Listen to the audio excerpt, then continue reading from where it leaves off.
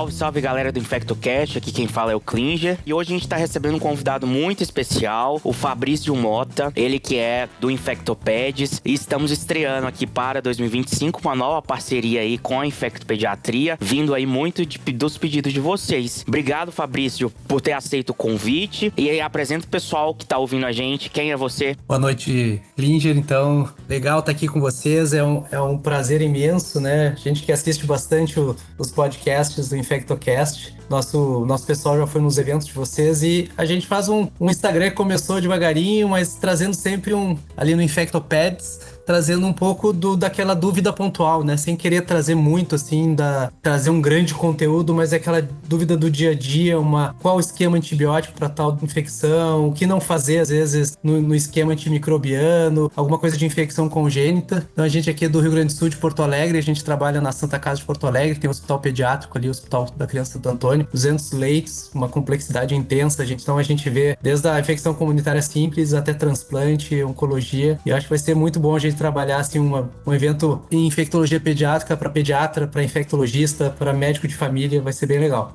Bacana. E hoje o tema que a gente escolheu para falar é a transmissão vertical do HIV, né? Muito comum aí a gente lidar com isso, teve bastantes atualizações nos últimos anos, né? E vamos fazer um overview geral aí para o pessoal.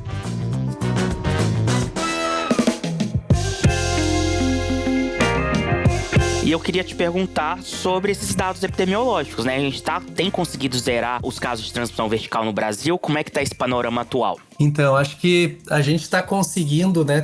O Brasil tem tentado conseguir a certificação de eliminação da transmissão vertical. O Ministério já distribuiu isso para algumas cidades, alguns estados já estão conseguindo. Um plano para 2025 da Organização Mundial da Saúde é o Brasil tentar essa eliminação, que a gente sabe que é difícil. A gente nota, assim, que naqueles projetos, né, de 90, 90, 90. Então a gente está tendo muito diagnóstico de gestante, um aumento importante, né? Chega a ter um aumento de 30% de detecção, mas isso a gente sabe que precisa. A gente precisa ter diagnóstico, né, dos pacientes que estão vivendo com HIV. Mas por outro lado, apesar do aumento da diagnóstico da gestante, a gente nota uma redução da transmissão vertical, né? A gente teve nesses últimos, vamos botar 10 anos, praticamente uma redução de 60% da transmissão vertical. E claro, isso vem somado à melhoria do manejo, né? A gente tem o PCTG 076 lá de 94, que usou a ZT na gestante, a ZT intraparto e a ZT no bebê, né? O início de tudo, um estudo que foi uma mudança absurda, porque o estudo foi parado no meio, né? Quando eles abriram o cego, eles viram que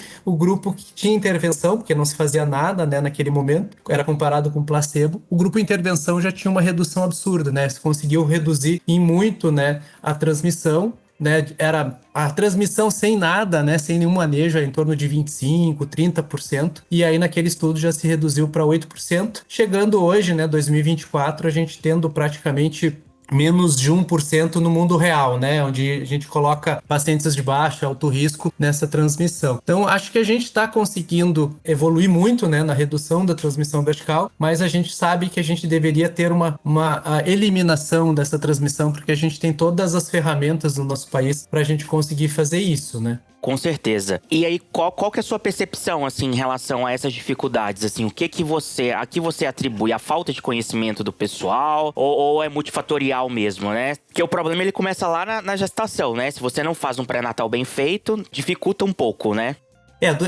Infecção congênita, o fundamental é pré-natal, né? É ali que a gente consegue, às vezes até antes de concepção, né? Aquela gestante que seja a doença infecciosa que for, se ela conseguir ter uma avaliação antes da concepção, né? A paciente faz um diagnóstico de HIV ainda tentando gestar, consegue fazer o seu diagnóstico, já entra em tratamento, já entra em supressão viral na gestação, a gente já tem uma gestação com um risco praticamente nulo, né? Então, a dificuldade do diagnóstico, a dificuldade de alguns pacientes que têm condições socioeconômicas que não conseguem buscar esse atendimento no posto de saúde, a gente tem às vezes atrasos, né? Por isso, muito se trabalha no teste rápido, né? Algumas pessoas não gostam muito do teste rápido, mas o teste rápido é aquele exame que consegue fazer o diagnóstico naquele momento que o paciente chegou na unidade de saúde, não precisa ir até um laboratório, fazer uma coleta, buscar o resultado, aí o resultado dá alterado, chama para uma recoleta, isso atrasa muito na gestação quando a gente não tem, digamos assim, muita espera, né? Tanto isso seja para HIV, seja para sífilis, onde a gente precisa ter uma ação mais atual. Então, a gente conseguir fazer diagnóstico, a gente entrar numa gestação, né, seja num diagnóstico no primeiro trimestre, já fazer esse tratamento da gestante antes da primeira metade da gestação, a gente consegue evoluir para uma taxa de transmissão praticamente nula. Então, acho que é a gente alinhar muito bem esse diagnóstico dentro da gestação, né, e precoce, né, para que a gente consiga manter. E essa gestante precisa ser muito bem acompanhada, né, porque se é uma gestante que já vive com HIV, ela já está familiarizada com seus tratamentos, não tem mais para-efeitos. Agora, um diagnóstico na gestação tem todo o fator de ter recebido esse diagnóstico, e ainda toda a parte de adesão às medicações, dificuldade, náusea, vômitos, isso aí também acaba contribuindo para a gente ter uma dificuldade, né, deste tratamento e redução de viremia materna para a gente chegar para uma gestante indetectável, né, no periparto. Ô Fabrício, e em relação à questão, nem todas as doenças de transmissão vertical, elas são classificadas da mesma forma, né? E o modo também dessa transmissão vai ser diferente. Vamos falar um pouco com o pessoal que está ouvindo a gente sobre essas diferenças? Então, a gente, na transmissão vertical do HIV, a gente tem uma possibilidade de transmissão intraútero, a gente tem intraparto e a gente tem pós-parto, né? Então, a intraútero é a mais difícil, né? Não é muito comum a gente ver 5% da transmissão vertical ocorre intraútero, né? Daqui a pouco aquela diagnóstico com uma síndrome retroviral aguda durante a gestação, uma carga viremia alta, a gente acaba levando a um diagnóstico de uma infecção intraútero. A grande maioria das infecções, principalmente há mais tempo, é intraparto, né? 50%, 60%, antes até 80% se dizia era intraparto, né? E aí a gente sabe todos os cuidados que a gente tem que ter na hora do parto com relação a esse manejo do trabalho de parto, a mãe chegar com aquela carga viral indetectável ou pelo menos menor que 1.000 cópias, né? Para a gente conseguir fazer um manejo, decidir a via de parto, né? Fazer cesárea ou fazer parto vaginal. Então, aquela gestante precisa já chegar até na terceiro trimestre, 34 semanas, ter uma carga viral para a gente saber se ela já é menor que 1.000 ou indetectável para poder fazer a via de parto vaginal. E se essa gestante chega com carga viral desconhecida ou ela tem uma viremia maior que 1.000 cópias, aí a cesárea deve ser eletiva. E aí a gente consegue daí sim controlar essa transmissão periparto, né, intraparto, que é um risco muito grande, né? Nas gestantes que têm indicação de fazer o AZT intraparto, né, quando elas chegam com essa carga viral desconhecida, tem mais de 1.000 cópias, ela vai ter que realizar o AZT intraparto, e aí sim a gente precisa começar ele 3 horas antes da cesárea eletiva até o clareamento do cordão. E cada vez mais a gente vê, e com a melhoria, né, desse manejo durante a gestação, na intraparto, e também com a mudança do tratamento hoje da profilaxia do recém-nascido, né? A gente vinha de uma época só se usava AZT, para hoje uma mudança para a classificação desse bebê se ele é de baixo ou alto risco, né? Se a gente tem uma mãe que faz uso de antirretrovirais na gestação, carga viral indetectável, né? Esse indetectável menor que 50 cópias, e sem falha de adesão, não teve nenhuma dificuldade de tomar as medicações, esse bebê é de baixo risco, ele vai receber somente AZT na profilaxia. Mas hoje a gente evoluiu para bebês que antigamente chegavam com altíssimo risco, acabavam usando só AZT. Hoje não, hoje o bebê de alto risco é aquela mãe que não tem pré-natal, a mãe que não conseguiu fazer uso de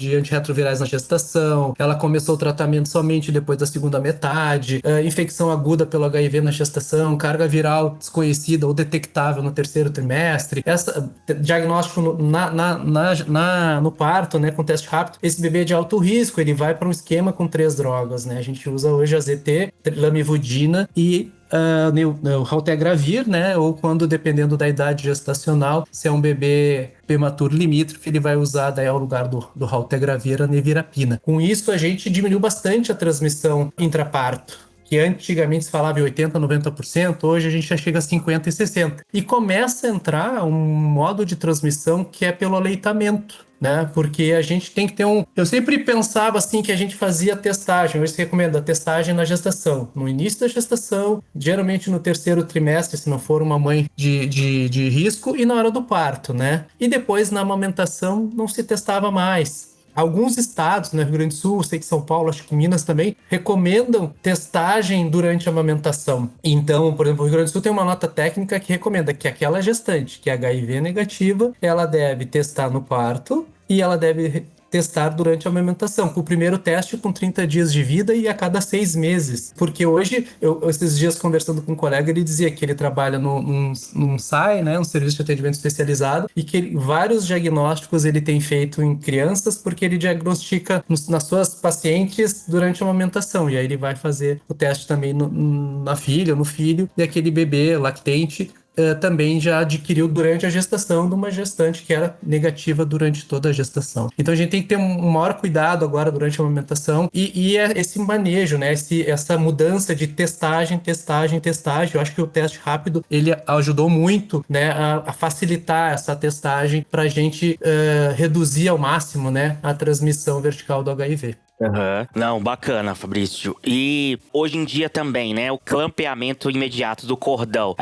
Os pediatras têm sido mais permissivos, a depender também desse status imunológico do paciente. Como que tem funcionado isso? Então, o clampeamento tardio, né, cada vez é preconizado hoje para todos os bebês, né, para a gente diminuir o risco de anemia nesse bebê, e realmente tem comprovação, e começa a se olhar o bebê exposto verticalmente ao HIV, se ele não se beneficiaria. Então, em alguns protocolos, ele já questiona que os bebês de mães que estão extremamente controladas durante a gestação, com carga viral indetectável, ela fez aquele teste ali no final da gestação, esses não teriam risco maior, né, de adquirir HIV e poderiam fazer o clampeamento tardio. Isso a gente ainda não tem, sim, uma boa recomendação nos nossos protocolos, mas quando a gente analisa, já começa a ter essa liberação com relação ao clampeamento tardio para os bebês, totalmente manejo já da gestação perfeitos, né? Sem nenhum problema de adesão, carga viral indetectável. Esses casos, com certeza, teriam benefícios. E nesse momento, né, os cuidados durante o parto, além do clampeamento, do cordão, também já, se possível, dar o banho no bebê ali mesmo na sala de parto. Quais são os outros cuidados que a gente poderia tomar? Sempre importante, né, evitar procedimentos invasivos, né, monitoração festal invasiva, toques múltiplos, né, ruptura prolongada das membranas. Então, assim, tentar o parto empelicado, né, dentro do possível, e a gente diminui ao máximo, né, os riscos do bebê. O banho ainda é recomendado, o banho precoce, ainda não tem... Todos os estudos de benefício de retardar o banho do bebê não avaliaram, assim, crianças expostas ao HIV, então ainda no nosso protocolo do Ministério recomenda o banho precoce no bebê, e esse bebê ele vai ter que imediatamente, né, pelo menos preferencialmente nas primeiras 4 horas de vida, já iniciar a profilaxia medicamentosa com os antirretrovirais, de acordo com se ele é de baixo ou de alto risco. Além disso, o Brasil já recomenda que seja feita a coleta de exames nesse bebê, preferencialmente antes do início dos antirretrovirais, coletar a primeira carga viral do HIV ao nascimento, mas sempre se recomenda que a coleta não atrase, né, o início da profilaxia. Então, a profilaxia tem que ser iniciada. Se tem algum processo, alguma dificuldade, a coleta só pode ser feita pela manhã, paciência, se começa os antirretrovirais, e aí sim se faz a coleta logo quando for possível dentro da rotina daquela instituição. Além da coleta da carga viral, é importante a gente lembrar que essa mãe já faz uso de medicamentos, né, que podem trazer alguns para efeitos hematológicos, então a gente coleta hemograma, coleta enzimas hepáticas. Eu acabo sempre orientando a coleta só da TGP, porque recém-nascido, coleta, TGO sempre tem hemólise, sempre tem uma dificuldade de coleta. A gente sempre vê TGO aumentada, né, por causa dessas hemólises, e então a gente acaba coletando somente a TGP, que é um bom marcador para ver lesão hepática nesse recém-nascido, porque a TGO sempre vem aumentada no recém-nascido, acaba atrapalhando um pouco. É importante notificar, né, fazer a notificação para a vigilância desse recém-nascido exposto. Ele vai ser acompanhado pela vigilância até o fim da sua investigação, né? Então vai ser fundamental que todas as instituições façam o seu preenchimento do seu SINAM. E esse é o manejo do bebê, né? Evitar ao máximo todos os procedimentos que levem a risco, né? Proteger ele, começar a profilaxia e coletar os exames. Não, perfeito. E aí a profilaxia a gente vai depender, conforme você já disse aí, se esse paciente ele é de baixo risco ou de alto risco. Então, resumindo aí o que você disse, né? Paciente com carga viral, mães, né, com cargas virais baixas, aderentes ao tratamento, que descobriu, mas descobriu na primeira metade da gestação, a gente vai classificar como baixo risco. E o restante, todo mundo, qualquer dúvida, né, seria uma classificação de alto risco. Porque justamente isso vai interferir nas medicações, né? No baixo risco, a gente só faria o AZT, né? Isso também é uma mudança recente, que fazia hoje em dia só 4 semanas, né? Antigamente fariam mais. E nos de alto risco, aí vai depender da idade gestacional. Exatamente. A gente usa AZT no baixo risco e no alto risco, menor de 34 semanas, a gente usa AZT. De 34 a 37, AZT, lamivudina e anevirapina. E acima de 37, é AZT, lamivudina e raltegravir. Só que às vezes a gente tem aquela coisa que às vezes raltegravir pode faltar, né? O sachê, dependendo, sempre tem aquela confusão. Aí, nesses casos, se tiver alguma dificuldade do raltegravir,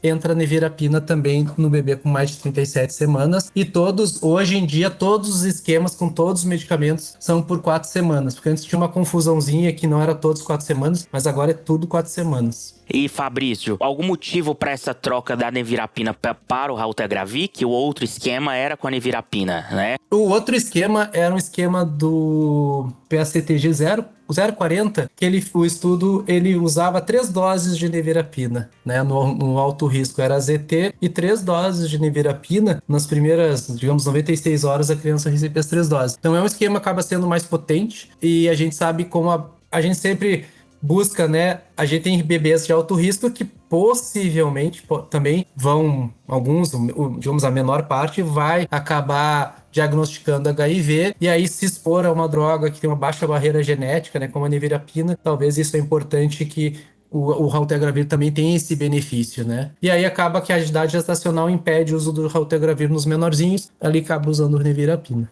Não, bacana. E em relação a ZT, sempre preferi nas primeiras horas aí, de preferência na sala de parto, né? Mas até 4 horas, seria isso mesmo, né? É isso, né? As primeiras 4 horas, quanto mais precoce, melhor, mas se a gente sempre, os hospitais têm que estar bem alinhados, né, com esse tipo de manejo, né? Hoje não é uma coisa assim que nenhum hospital conheça mais, então é importante que já tenha esse fluxo bem estabelecido entre as farmácias e os centros obstétricos para que o bebê já consiga receber medicação rapidamente. Bacana.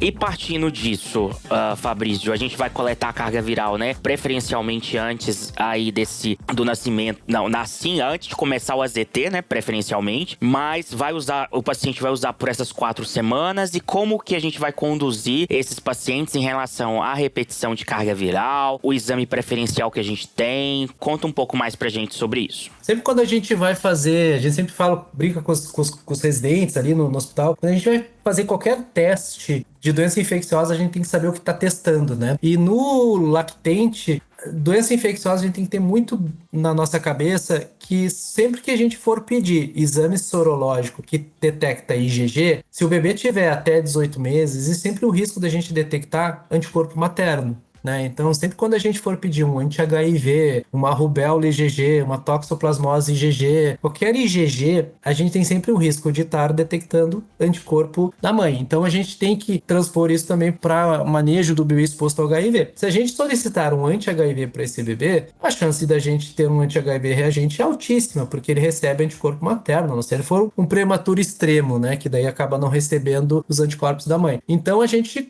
faz toda a investigação para definir se ele tem infecção ou não com o exame de biologia molecular, né, detectando viremia através do PCR quantitativo do HIV. Ao nascimento, né, o Brasil recomenda ao nascimento com 15 dias de vida, 45 dias de vida e 3 meses, né, para a gente coletar os PCRs. O do nascimento, ele tem um grande benefício para diagnosticar a infecção intraútero, né? se ocorreu. Então, aquele bebê de alto risco se beneficia muito desse teste, porque ele tem o maior risco de que essa carga viral seja detectável. A partir de 2, 3 semanas de vida, a gente aumenta a sensibilidade do teste para os bebês. Então, a gente começa a detectar nesses bebês a partir de 15 dias. Então, coleta com 15 dias para o diagnóstico precoce. Mas a gente tem que sempre lembrar que o bebê que tem maior risco é o de alto risco. E esse está sobre 3 drogas, né? Então, sempre existe um risco de diminuir a sensibilidade do teste pelo tratamento, né? Como a gente faz nos pacientes vivendo com HIV, né? Apesar de que a gente sabe que o lactente, ele é um imune imaturo, ele tem um CD4 absurdamente alto, né? Diferente do adulto, né? Um CD4 de um recém-nascido, de um lactente no primeiro de vida é 2.500, 3.000, né? Bem maior. Então, existe muito substrato para o vírus se replicar e fazer viremias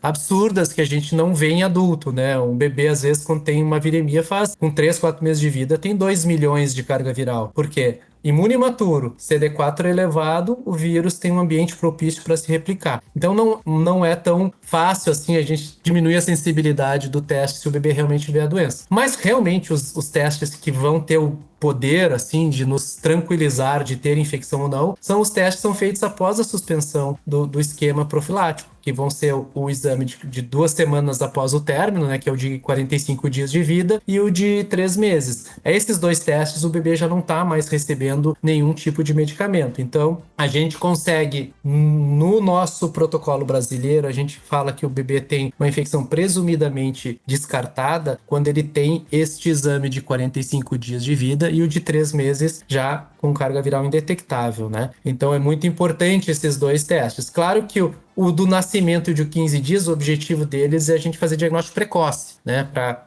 já, às vezes, um bebê que já está em 3 medicamentos, muitas vezes ele vai manter já o tratamento. A profilaxia vira tratamento, a gente não corre o risco de ter uma evolução rapidamente, né? Ou seja, a gente está diante de um bebê que seja rapidamente um progressor rápido, né? A gente já faz o diagnóstico precoce. Então, o Brasil faz isso. A gente vai, no Brasil, fazer uma exclusão definitiva da infecção ainda no Brasil com a detecção lá, com o exame de anti-HIV entre 12 a 18 meses. O Brasil ainda recomenda isso, né? O nosso protocolo último, que é desse ano, que saiu, né? A atualização. Antes a gente estava brigando com nota técnica, era tanta nota técnica que a gente ficava juntando, porque o protocolo era bem antigo, o PDF. Agora não, agora a gente tem a atualização, ainda recomenda a realização desse teste. Mas, por exemplo, nos Estados Unidos, ele não recomenda mais fazer o exame sorológico. Nos Estados Unidos, ele diz que o bebê é definitivamente ele tem exclusão da infecção com essas 2 cargas virais, né, depois da suspensão do tratamento. E sempre tem que ter um cuidado quando a gente vai fazer teste de anticorpos, como eu comentei. Então, a gente tem, por exemplo, a gente tem nota técnica aqui no Rio Grande do Sul que recomenda fazer o teste de anti-HIV com 12 meses. Mas a gente sabe que até 20% das crianças mantêm anticorpos maternos até 12 meses. Então, gera uma angústia na família, porque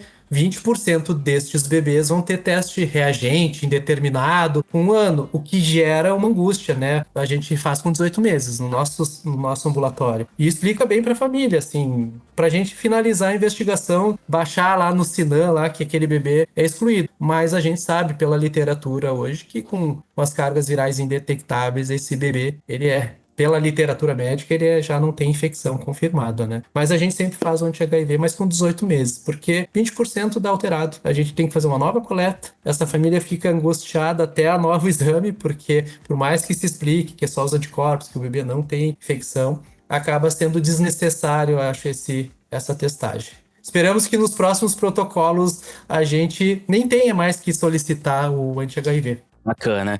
E os protocolos também têm colocado aí como teste confirmatório, né, preferencialmente, o DNA proviral. Isso já é uma realidade? Vocês têm conseguido aí solicitar? Então, o DNA proviral ajuda em alguns momentos, pacientes prematuros, né, que têm 2,5, né, quilos ao nascimento para menos, a gente acaba não conseguindo, né, coletar a carga viral, porque o nosso fluxo é ministério e no nosso LACEN, digamos assim, a gente acaba tendo que coletar um volume muito grande. Esses bebês não conseguem, a gente não consegue coletar volume muito grande para fazer esse teste. Então a gente até já tentou, mas é um fluxo tão complexo para pedir um DNA proviral que quando a gente tentou, a gente não conseguiu fazer a solicitação. E às vezes o DNA proviral em alguns casos onde a gente tem cargas virais baixas, né, nesses bebês, né, aquelas cargas virais ali que são menor que 100, então a gente acaba podendo trabalhar junto com a Secretaria de Saúde para tentar coletar DNA proviral, o que não é muito factível, assim, na prática. Mas eu vou dizer que a gente consegue ir bem com carga viral para diagnóstico, assim, a gente não teve muita dificuldade, até porque, como eu comentei, assim, os bebês, geralmente, é difícil eles terem cargas virais baixas. Quando tem infecção, a gente já vê viremias altas, né? Muito difícil. E 2 cargas virais, né? E eles colocam como ponto de corte aí maior que 100 cópias, eu já classifico essa criança como uma criança vivendo com HIV e AIDS. Exatamente. E aí a gente já começa a fazer toda a avaliação completa desse paciente, né? A gente entra no outro protocolo, né? A gente entra no protocolo da criança vivendo com HIV e AIDS e a gente começa a fazer todo o screening de exames iniciais, PPD, avaliação nutricional dessa criança, né, e vincular ele com um serviço especializado para fazer todo esse acompanhamento, né, de infectologista, com pediatra, para o tratamento. Certo, e Fabrício, importante também que desde o momento que vem uma carga viral positiva, mesmo que baixa, né, a gente já começar o tratamento preemptivo dessa criança e pedir uma genotipagem também, né, que aí entraria no critério de para a criança também solicitar uma genotipagem pré-tratamento também é o ideal. Bem lembrado, King. A gente tem que lembrar que quando o exame vem uma carga viral positiva, a gente não espera aqueles tempos para solicitar as próximas, né? A gente recebe um paciente com 50 dias de vida, ele trouxe a carga viral de 45 dias detectável, a gente imediatamente já solicita a próxima carga viral, já solicita CD4 e CD8, já solicita uma genotipagem para confirmar com as 2 cargas virais, a gente já se antecipar e já ter a genotipagem para já começar a ajustar esquema antirretroviral. A gente pode, por exemplo, na criança a gente usa bastante ainda o esquema preferencial ainda com abacavir, então a gente precisa solicitar o HLA para a gente poder trocar aquele AZT para abacavir, né, e tirar todos aqueles parefeitos que a gente tem com a parte hematológica com AZT, mas isso é muito importante. Exame alterado, né, carga viral detectável, imediatamente a gente já pode solicitar a próxima e deve, né, então isso é muito importante. A gente estava discutindo com o pessoal do DST-AIDS aqui, até para tornar, facilitar isso, porque como os exames são coletados e vão para o laboratório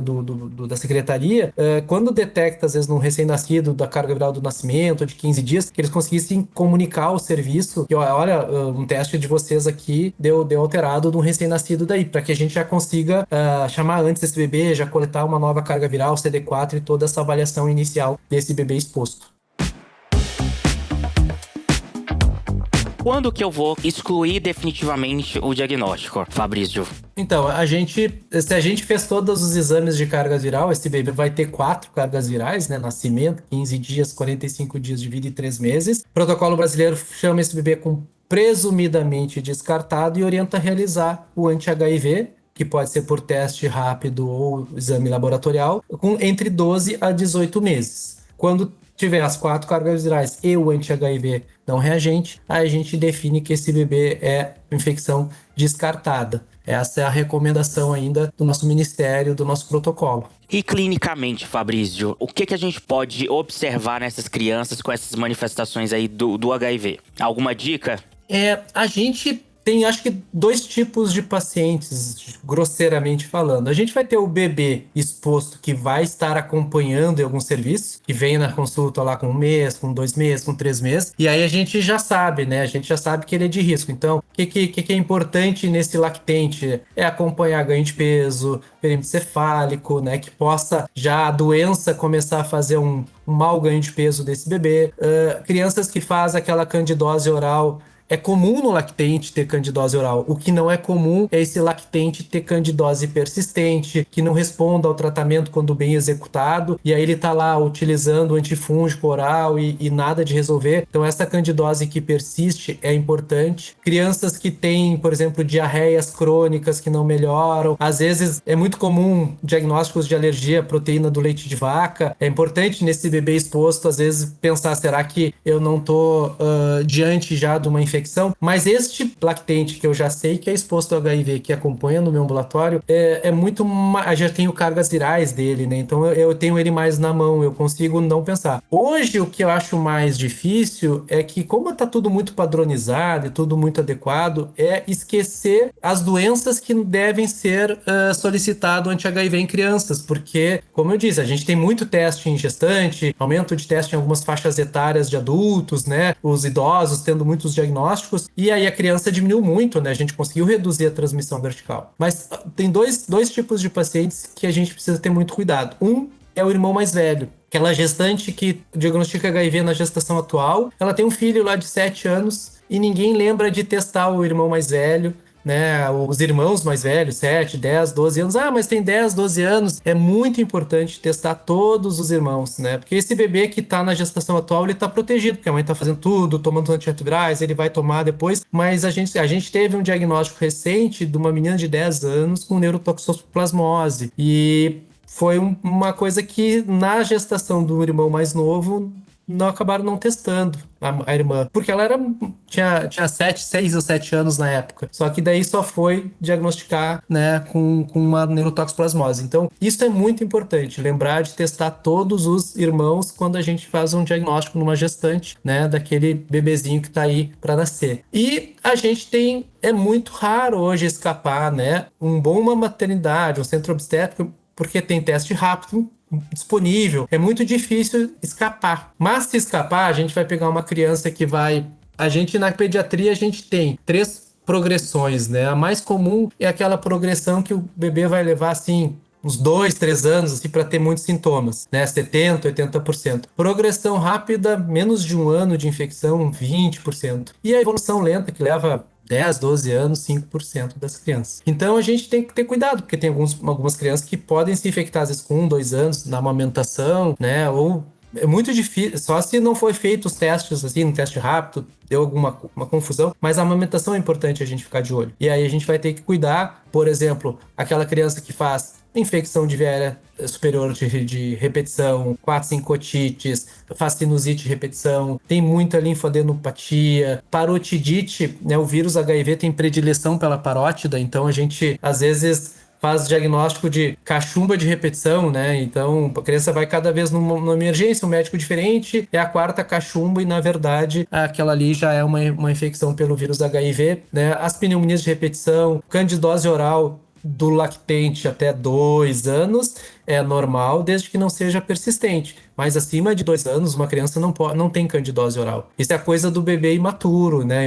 É o sistema imune imaturo ainda. Depois de 2 anos, 3, 4 anos, criança com candidose oral, ela tem imunodeficiência ou ela usa algum corticoide inalatório, não faz uma boa higienização da sua cavidade oral, mas tem que lembrar sempre de imunossupressão na criança com candidose oral maior, né? E déficit ponto-estatural, né? Então, tem algumas síndromes clínicas que HIV tem que fazer parte da testagem, né? Não vai avaliar baixo peso, baixa estatura, fazer toda uma investigação hormonal e não vai testar o anti-HIV, né? Uma criança que vem com zoster. Hoje a gente sabe que a criançada tem futebol de manhã, escola de noite, vôlei depois, inglês, não sei o que, estão todos estressados e fazem zoster, mas a gente tem que fazer uma testagem de HIV, porque pode ser uma manifestação de uma imunodeficiência nesse bebê, né, nessa criança, né, febres de origem determinada, né, a equipe do pessoal da imunologia tá muito bem, né, com aqueles critérios de os fatores, os 10 sinais de imunodeficiência, né, e HIV entra ali junto sempre, né, diarreias crônicas, otites de repetição, pneumonias de repetição. Então, sempre que a gente pensar de alguma deficiência congênita, tem que ter a testagem de anti-HIV, né? Alterações hematológicas, púrpura trombocitopênica, anemia persistente, linfopenias, isso tem que fazer parte do diagnóstico. É aquela coisa de testar, né? A gente não pode ter preconceito para testar, né? Que isso também vem um pouco da gente e a gente acaba testando menos. E a tuberculose, é muito comum, mas a gente tem que testar HIV em paciente com diagnóstico de tuberculose também. Bacana. Fabrício, e a gente tem mudado um pouco aí em relação à amamentação, né? As recomendações aqui no Brasil ainda não, mas já tem vários estudos, né? Comenta um pouco com a gente aí sobre essas coisas promissoras aí relacionadas à amamentação e o risco de transmissão. Então, o Brasil ainda não mudou, mas a gente está começando a ver uma discussão do tema no Brasil, né? Para quem gosta, assim, os protocolos brasileiros estão todos no AIDS-Gov, né? E os protocolos, por exemplo, quem vê muitos protocolos americanos no AIDS Info, né? Tem todos lá os guidelines, né? De perinatal e criança. E ali no perinatal, eles já tem um capítulo nessa última atualização, que eu acho que é do meio do ano, desse ano que passou. E eles já começam a mostrar estudos, né? Que teve o estudo PROMISE, que foi um estudo que eu acho que avaliou gestantes em que tinham... É óbvio, né? Aquela gestante que chega à gestação perfeita, com carga viral indetectável, né? E define que ela tem o desejo de amamentar, e aí se define junto. É uma decisão em conjunto, né? Família e equipe, dentro do melhor cenário, né? E aí já tem alguns estudos mostrando que o risco na mãe indetectável também na amamentação. Claro que daí tem que fazer todo o acompanhamento, coleta de exames. Essa gestante precisa acompanhar também bem de perto a sua viremia para que não tenha nenhuma adesão durante a amamentação, mas isso já se começa a se fazer e já pontualmente já começa a se fazer em alguns países já. Mas por enquanto, né, ainda tem o diagnóstico, cabergolina para mãe, né? Aí a GO que vai resolver isso, né? E também é lembrar de avaliar a mama, né?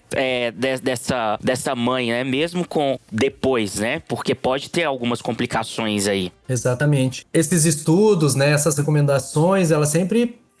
precisa ser um acompanhamento muito de perto dessa gestante lá, como nos Estados Unidos, que está amamentando, então tem que fazer todo um manejo para que evite lesões da mama, mastites, fissuras, que poderiam contribuir com o aumento da transmissão e uma adesão perfeita a tratamento materno para que não ocorra, porque tem alguns estudos que ocorreu algum blip, alguma viremia materna e aí ocorreu transmissão pela amamentação. Então tem que ter um cuidado, né? Mas a gente provavelmente nos próximos anos vai receber uma enxurrada aí de estudos mostrando como fazer isso, qual a melhor forma de fazer para as mães amamentarem. Porque é complexo, né? O tema é eticamente muito sensível, né? Você fazer um ensaio clínico randomizado, duplo cego. Eu não vi esse estudo aí, mas a gente vai resumir também e colocar pro pessoal lá para eles verem como é que foi a metodologia. Estou curioso. E pra gente finalizar, eu acho, agora a questão mesmo das vacinas e da nutrição, Fabrício. Como que vocês conduzem isso, né? Existe um calendário especial aí pra essa criança, e que é importante também que o pessoal acaba esquecendo, né? Que desde o momento, né, que você começou o tratamento preemptivo, né? Que você ainda não tem a confirmação, mas essa criança já tem que entrar nesse calendário especial, não é isso? Não é isso? Exatamente. Hoje a gente teve um grande avanço, né, com a última atualização do manual do CRI, né, no Centro de Imunobiológicos Especiais, que praticamente todos os estados têm um, né, alguns têm mais do que um. O Rio Grande do Sul a gente tem 2, em Porto Alegre aqui um municipal, um do estado. A atualização incluiu para o calendário do bebê exposto, não só para o bebê vivendo com HIV, a vacinação da pneumocócica 13 valente e a meningo ACWY. Então hoje o bebê já tem que nessas primeiras consultas ali, né, com 1 mês, já ser encaminhado para o CRI ou para o posto de saúde que tem algum bom vínculo que o CRI às vezes consegue mandar a vacina, né? Interior a gente faz muito isso, né? Às vezes as mães já organizam no seu SAI, o SAI manda buscar no CRI a vacina, mas com 2 meses esse bebê já recebe a pneumo 13 valente, esse bebê exposto ainda sem nenhum exame, sem nenhuma confirmação, ele consegue a pneumo 13 e com 3 meses a CWY, né? Demais do calendário do bebê exposto segue o PNI, e a gente tem essa grande benefício para os bebês. Lembrando que a gente tem que sempre ter um cuidado com a vacina BCG, que, como eu disse, a maior parte da transmissão é periparto ou amamentação, né, em alguns casos. Então, assim, nos bebês é raro a gente ter a infecção intraútero, então os bebês quando nascem não são imunodeprimidos, não tem redução de CD4, porque a infecção ocorreu quando ocorre periparto. Então, a vacinação feita BCG ao nascimento, perfeito. Agora, se por algum motivo, alguma logística, esse bebê não recebeu a vacina BCG e ele chega ali com uma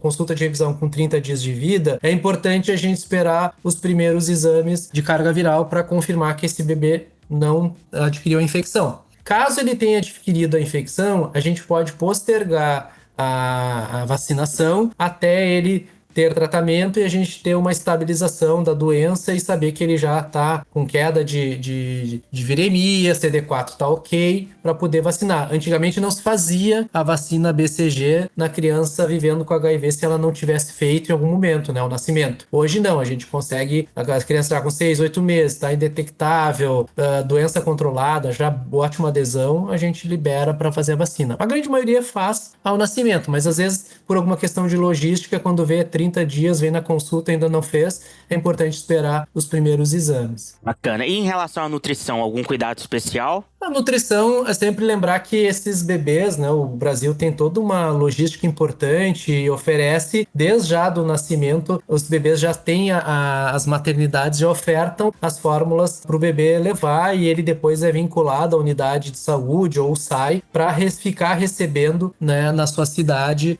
fórmula infantil exclusiva para que não tenha nenhuma dificuldade para essa família, já que é contraindicada a amamentação, essa família ganha toda a fórmula para que esse bebê tenha nutrição até depois ele começar a transicionar para alimentação, incluir a alimentação com outros alimentos. Bom, então a gente fez aí um overview geral aí relacionado à transmissão vertical ao HIV, né?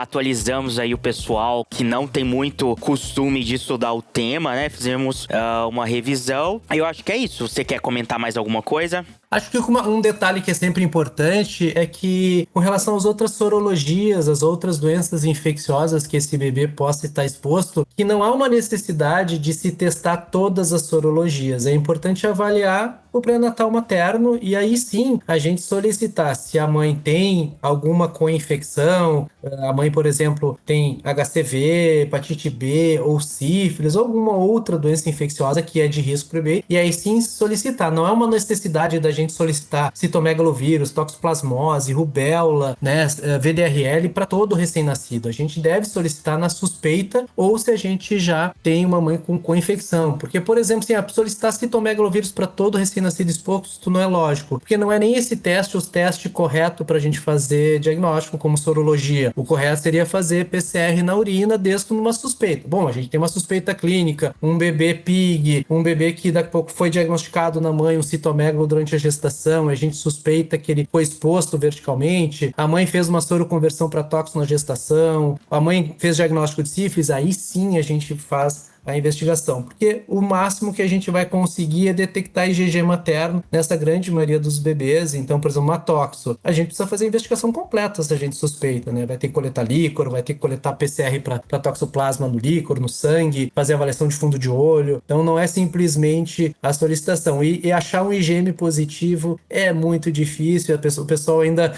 a gente tenta mudar a cabeça das pessoas que o IgM traz pouco benefício, né, nesses diagnósticos. Então, acho que isso é um recado importante, assim, sorologia é importante avaliar bem o pré-natal materno, se não foi feito, às vezes avaliar se precisa fazer no bebê, e se a mãe tem co-infecções ou teve alguma infecção durante a gestação, aí sim, investigar completamente esse bebê. Bacana. Mais alguma coisa? Acho que é isso. Eu acho que a gente evoluiu muito na transmissão vertical. A gente está diagnosticando os pacientes vivendo com HIV, os adultos, as gestantes, mas felizmente, né, os últimos dados saiu agora no início do mês, agora o relatório de HIV de 2024 do Brasil, e a gente vê que realmente houve uma redução importante da transmissão vertical. A gente está vendo cidades ganhando já a certificação de que não tem mais transmissão vertical do HIV. Esperamos, né, o Rio Grande do Sul, Porto Alegre estão sempre no topo, né? Esperamos que a gente tenha uma melhora. Eu olhei alguns dados, vi que ali a gente teve um aumento 2020, né? Acho que a pandemia teve um impacto ruim, mas a gente em todos os estados agora 2023 ali, só na região norte que teve um pouco de aumento ainda, mas os outros estados a gente diminuiu bem assim em relação a diagnósticos. Fabrício, e uma outra dúvida aí, pessoal. Quando a gente abre o PCDT e tem lá aquelas tabelas, né, dos esquemas preferenciais alternativos, se usa muito esses esquemas alternativos? Eu vou dizer que hoje a gente evoluiu muito, né? Os esquemas atuais são muito fáceis para as crianças aceitarem, né? Antigamente eu ainda usei Neofinavir, né? As crianças usavam só de Neofinavir eram 10 comprimidos por dia. Era uma dificuldade, né?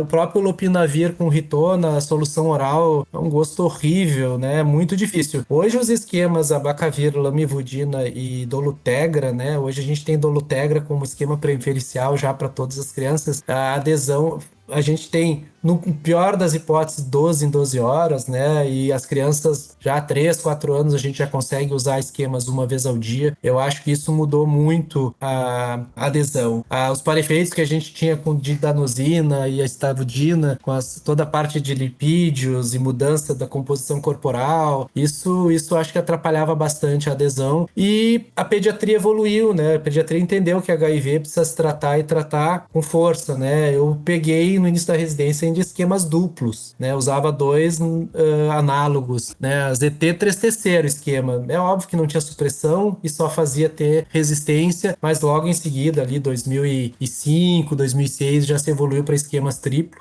E a gente hoje tem uma boa adesão e a gente não tem daí quem é um infectologista adulto, tem muito paciente pediátrico que é aquele agenotipagem horrível, né? Que foi aqueles esquemas, trocava duplo por duplo, e aí não tinha nunca um esquema muito potente. Hoje em dia é muito difícil, né? Hoje em dia é organizar bem a adesão com a família, ver se aquela família tá entendendo a importância disso, porque a criançada se vê bem, assim, a criançada toma medicação. É só a gente agitar bem um esquema que é palatável para ela, né? E cada vez mais tentar usar uma vez ao dia, quando permite pela faixa etária, 3 anos para cima, uma vez ao dia é tranquilo. Não, bacana, Fabrício. Mas ainda a gente vai voltar nesse tema aí, falar sobre o tratamento mesmo, né? A condução, isso. Obrigado pela sua presença. Eu queria convidar todo mundo para curtir lá o Infectopeds. Nós também vamos fazer alguns posts aí com esses esquemas, essas dicas pro pessoal gravar bastante. E mandar um salve pra minha colega infecto adulta, que é a doutora Tassiana, do Casal Infecto, que a gente é bem empolgado aí na infectopediatria, né? A gente faz controle de infecção em UTI pediátrica e neonatal e a gente sempre troca várias figurinhas aí. Coisa boa. O pessoal do Casal Infecto é top, né? E UTI pediátrica e UTI neonatal, essa parte hospitalar é uma coisa que a gente gosta bastante aqui de discutir, de falar, esquemas antimicrobianos, antifúngicos, doença fúngica invasiva, coisa que dá pra gente falar bastante nos próximos aí. Bacana. E a gente vai continuar aqui todo mês um episódio aí com o Infectopeds. Muito obrigado aí pela presença.